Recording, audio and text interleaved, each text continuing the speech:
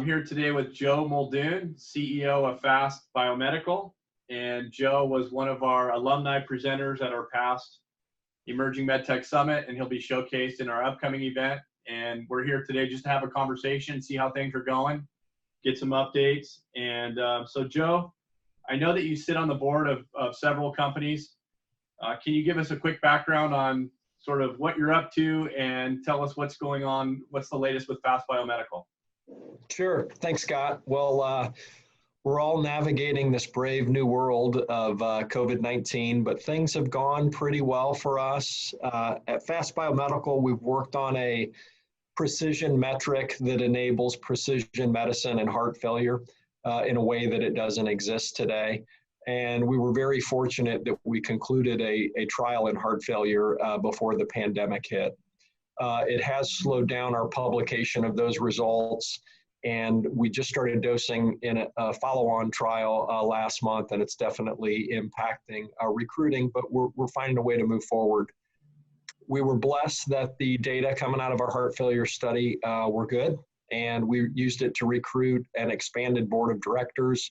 We have some senior executives, former St. Jude Medical and Healthcare Royalty, as well as we formed a key opinion leader board of medical advisors from around the world. Outstanding. And tell us about your current fundraising initiatives. Are you guys raising capital? Are you, if so, sort of what does that look like? And if I'm an investor, what would you want me to be aware of?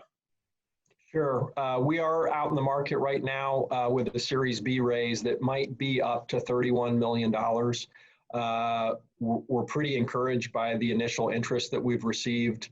I gave my board an update this morning. We have 32 active conversations going on right now, which is a little overwhelming, and it's split almost 50-50 from traditional venture capital and potential strategic partners.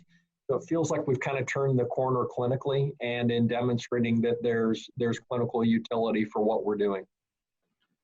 It's good to hear. That's a lot of discussions with investors. Let's talk about strategics. I know that you're in touch with strategics, and what's the 3 to 5 year plan for Fast Biomedical? You guys closed this financing. Are you looking for strategic partnerships? How does that play out?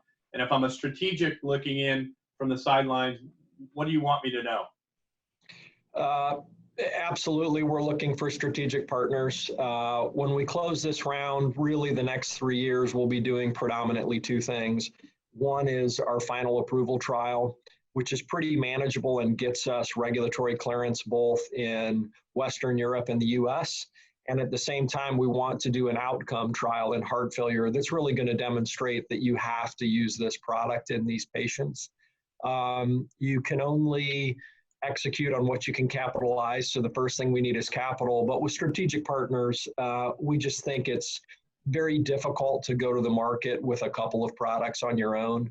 We can do it. We've done it before. It's not the most efficient way to bring these products to the market. So we really look for strategic partners that have the same call point: critical care, emergency room, heart failure, sepsis, acute kidney injury, that might be able to take this to the market more effectively than we can. And we're finding partners that we didn't expect, frankly, that are developing products in these areas that think that our metric can uniquely guide these products, both in clinical trials and once they're in the market. So that's been kind of a nice find. When you say you're finding strategic partners that maybe are a little bit of a surprise, how did that come about? Did they find you? Did you find them? Was it a combination? How do those connections happen? It's been a mix. It's always great when you get a phone call that you weren't expecting, and that's happened several times over the last 6 months. And some of these are companies we talked to 5 years ago, and I don't think they remember, and they've developed a new product since then. We always have an outbound search going, and with the new board members that we brought on board, it kind of expanded our world of contacts, and they opened some doors from us that were really nice. So it's been a mixed bag. And then we have not published the heart failure data yet, but we published our phase 2B data on our plasma volume measurement, and the phone started ringing after that hit the wire as well.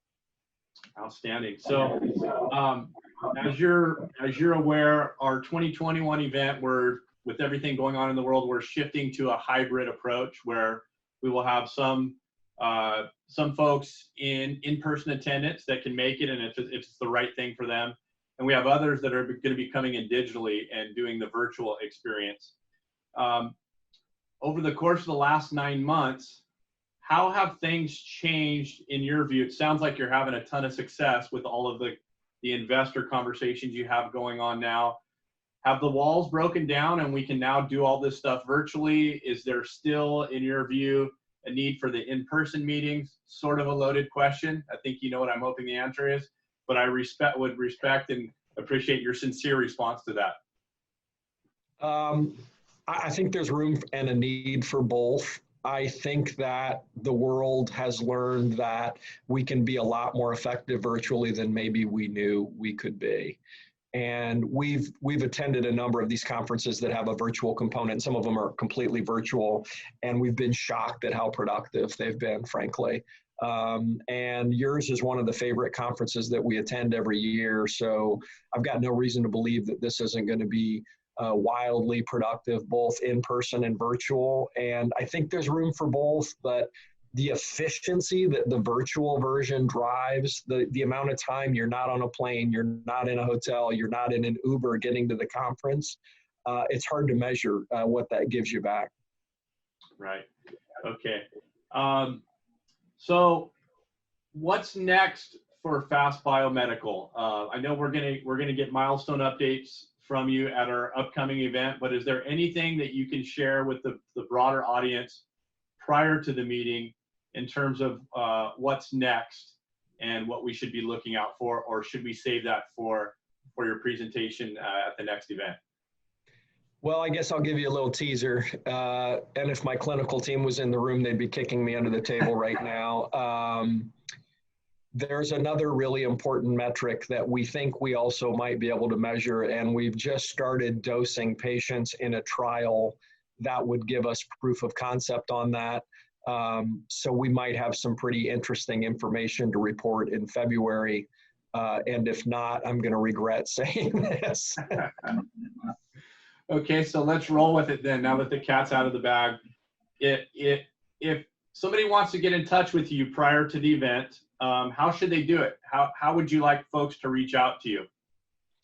Email's usually the most efficient way, jmuldoon@fastbiomedical.com. We're very responsive and we're very interested in conversations in not only strategic and capital partners, but how can we utilize this to benefit patients, which I think it's all about. And I think the world is really evolving to realize, you know, these solutions are usually a components of a bigger whole. And we don't think we're the solution to all things, but we think we're a pretty important component. And we're always interested in partnerships and how we could be more productive in that front. Okay, outstanding. And back to the fundraising, are you guys still taking investors for the active round? Is that something they can also contact you on? Do you anticipate that round being closed before the next event? In other words, if I'm an investor and I want to get in, is there room for me to jump in now? There is. We're pretty early in those conversations. Most of them were somewhere between meeting 1 and meeting 4.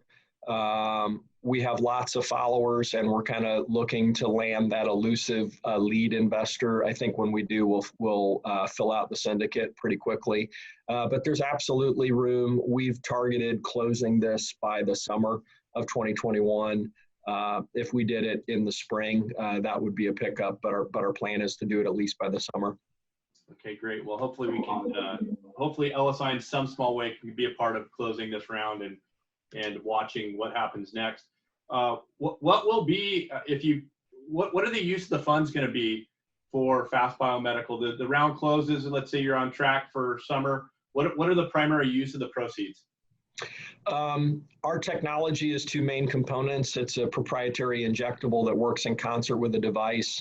So the main uses of funds, a little bit is we'll scale up both of those components of the technology. We'll use it to conduct our final approval trial, which is about 220 patients and 4 sites. And then we'll start this heart failure utility trial. So those are the the main three pieces. Fantastic. Okay. So this has been a brutal year for all of us, but one of the things that I love and that as a company, LSI is really grateful that we get to be a part of is that we work in an industry filled with innovators and entrepreneurs like yourself that seem to always find opportunity even in the most challenging moments. So I like to end these interviews with a question, which is it's twofold. It's what's the best thing that has come out of COVID for you from a business standpoint? I think we've all learned a lot, but also from a personal standpoint. So what has come out of this that's most positive business-wise and personal-wise that you can share with us? I think our company was ahead of the curve on doing business virtually. I mean, we've developed products in Europe, and our advisors have been all over the world, and we work with them a lot of time by video conference. So we were ahead of the curve, and having everybody else figure out that that's an effective way to do business has been helpful to us. The other part to me is just, I mean, this vaccine, this is mind blowing that but as a world, we developed this so quickly. I mean, you can't be anything other than inspired by that. I mean, that is awesome. It shows you what we can do, you know, when we set our minds to it and we collaborate and we cooperate. So to me, that frankly has been the best part professionally.